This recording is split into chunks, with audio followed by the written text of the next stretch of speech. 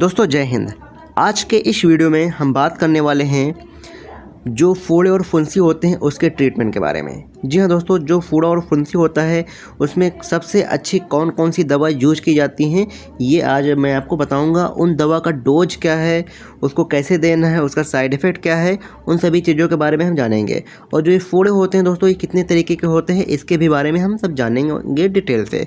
तो चलिए बगैर किसी देरी के वीडियो को शुरू करते हैं। मेरा नाम है डॉक्टर रमेश कुरैशी, मैं एक मेडिसिन कंसल्टेंट हूँ। तो चलिए वीडियो को शुरू करते हैं। सबसे पहले हम बात करते हैं कि लम्स क्या है। लम्स मतलब फोड़ा या फिर फुंसी, ये क्या है। तो देखिए ये क्या है, ये एक तरीके का स्किन इन्फेक्शन है। ये क्या है, स्किन इन्फेक्शन होता है जो कि बैक्टीरिया के कारण होता है या फिर वायरस के कारण होता है। लेकिन जो सबसे मोस्ट कॉमन है दोस्तों वो है बैक्टीरिया। ये बैक्टीरिया के ही वजह से होता है, ठीक है, जो कि अलग अलग तरीके के इनके टाइप्स हैं, अलग अलग तरीके के इसके प्रकार हैं। तो दोस्तों ये 4 तरीके के होते हैं, जो कि सबसे पहला है वो है इम्पेटिगो इन्फेक्शन। जी हाँ, दूसरा है सेल्यूलाइटिस, तीसरा है फॉलिकुलाइटिस और चौथा है बॉयल्स, जिसको फोड़ा कहते हैं। इन चारों के बारे में हम डिटेल से समझते हैं, ठीक है, और लास्ट में हम इनके इलाज के भी बारे में देखेंगे। तो जो सबसे पहला है वो है इम्पेटिगो, ठीक है। आप देखिए इम्पेटिगो ये कुछ इस तरीके के दिखाई देता है, ठीक है। तो इम्पेटिगो क्या है कि सामान्य रूप से फैलने वाला स्किन इन्फेक्शन है, ठीक है। स्किन में ये इन्फेक्शन हो जाता है, ठीक है, जो कि दोस्तों ज़्यादातर ये बच्चों को ही होता है, ठीक है। ये ज़्यादातर बच्चों को होता है और इसमें क्या होने लगता है कि जो मुंह और नाक के आसपास की जगह होती है वहाँ पे दाने और फफोले हो जाते हैं, ठीक है। जैसा कि आप देख रहे हैं दाने और फफोले हो जाते हैं जो कि फट करके पीलापन लिए हुए पपड़ी बना लेते हैं। जी हाँ, ये देखिए ये पहले दाने रहे होंगे, फिर ये फट करके पीले कलर की एक पपड़ी बना लेते हैं, ठीक है।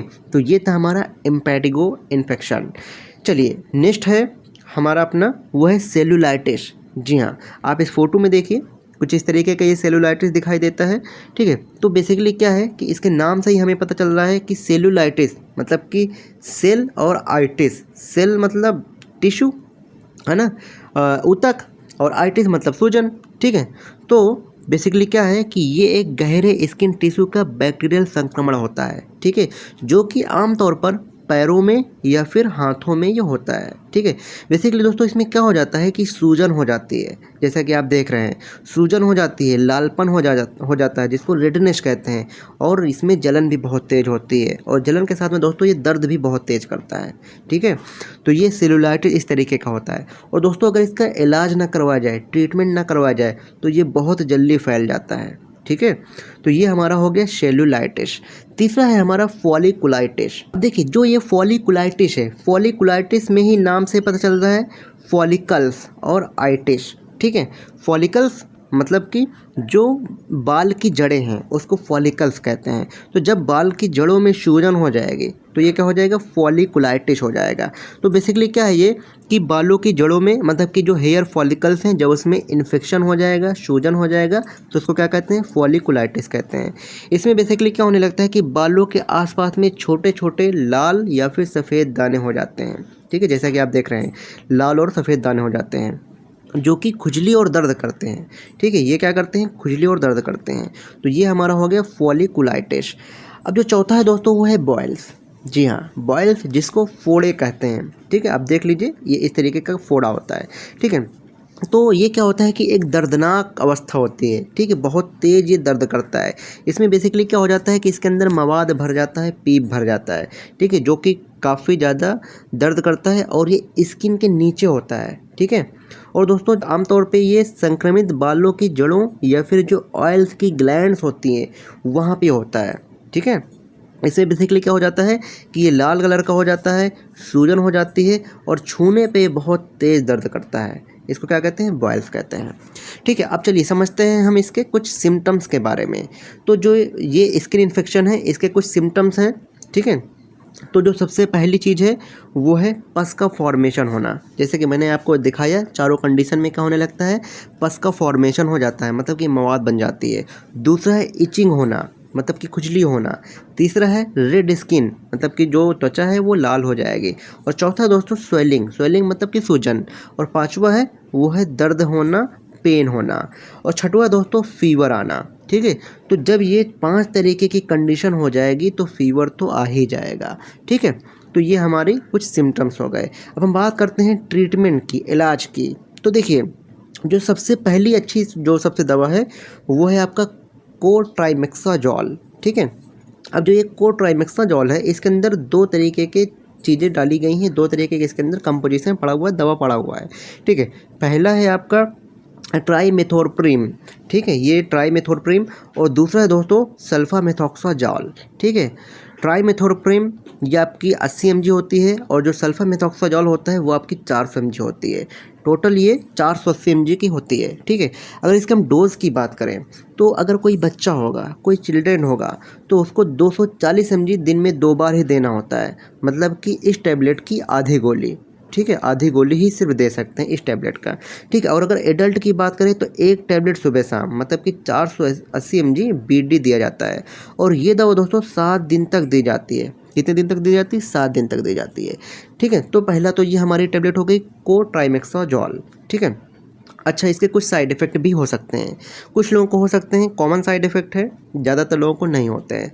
तो जो सबसे पहला साइड इफ़ेक्ट है वो है वोमिटिंग, ठीक है, उल्टी हो सकती है, नोज़िया हो सकता है, बॉडी में दर्द हो सकता है, डायरिया हो सकता है और फीवर आ सकता है इस मेडिसिन के साइड इफ़ेक्ट से। चलिए, नेक्स्ट हमारी जो दवा है दोस्तों वो है ऑइंटमेंट है, ठीक है, उसका नाम है टी-बैक्ट, ठीक है, टी-बैक्ट ऑइंटमेंट, क्योंकि भाई घाव हो जाता है तो ऑइंटमेंट भी लगाना पड़ सकता है, ठीक है।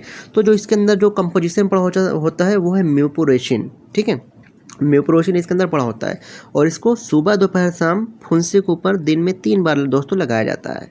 तो ये हमारा हो गया टी-बैक्ट। चलिए, नेक्स्ट अपनी जो मेडिसिन है दोस्तों वो है डालासिन, ठीक है। डालासिन बहुत मोस्ट फेमस दवा है, ठीक है। डालासिन इसके अंदर जो पाया जाता है वो पाया जाता है क्लिंडामाइसिन, ठीक है, जो कि ये 150 mg वाला डिब्बा यहाँ पे लगा हुआ है, ठीक है।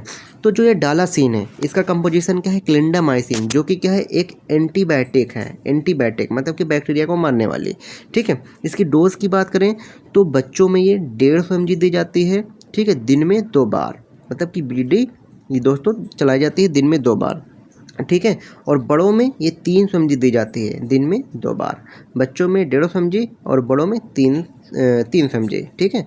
और ये 5 दिन तक दी जाती है, ठीक है। दोस्तों, वैसे अगर वीडियो पसंद आ रही है तो वीडियो को लाइक करिए, चैनल को सब्सक्राइब करिए, और कमेंट करके हमें बताइए कि आगे आप कौन सी वीडियो देखना चाहते हैं। चलिए आगे बढ़ते हैं और जानते हैं इसके कुछ साइड इफ़ेक्ट के बारे में।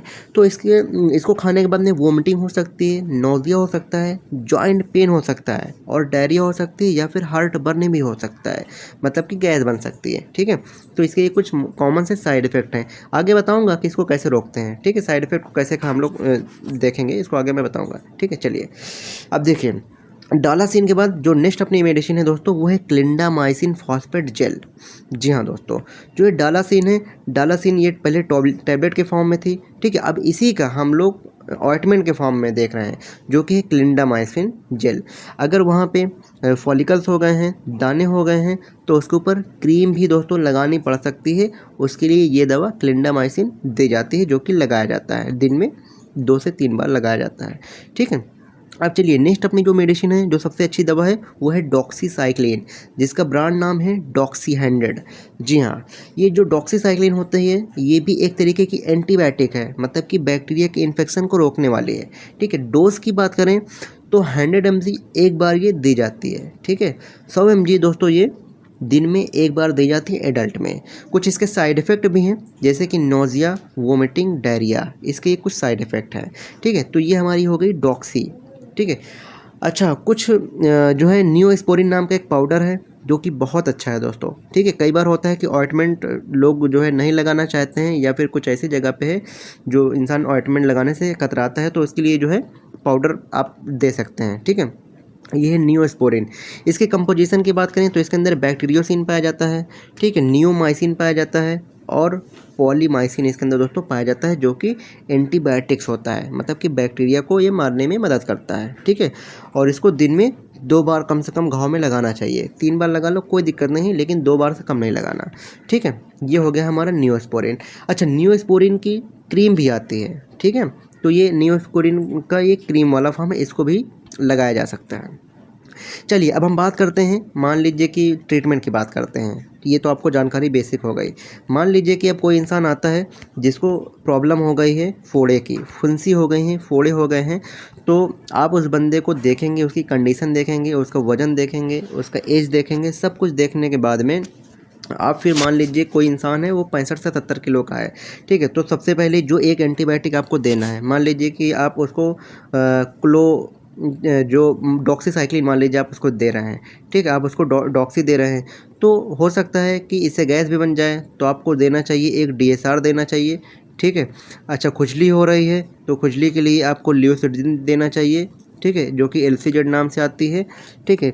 और अच्छा, दर्द होगा, बुखार होगा तो आप इसको जेरोडॉल पी दे सकते हैं, ठीक है, जो कि एसिक्लोपायरा होती है, जेरोडॉल पी आप इसको ये दे सकते हैं, ठीक है। उसको फ़ीवर वगैरह जो है मतलब घाव जल्दी से रिकवर हो जाए उसके लिए आप कुछ मल्टीविटामिन भी दे सकते हैं। तो इस तरीके से दोस्तों इसके ट्रीटमेंट किया जाता है, ठीक है। तो ये आज की जो है वीडियो हो चुकी है। अगर आपको ये वीडियो अच्छी लगी तो वीडियो को लाइक करिए, चैनल को सब्सक्राइब करिए, कमेंट करके हमें बताएं कि वीडियो कैसी लगी और दूसरे नए टॉपिक पर कौन सी वीडियो जानना चाहते हैं हमें वो कमेंट में बताइए। चलिए मैं मिलता हूँ दूसरी वीडियो में। जय हिंद, जय भारत।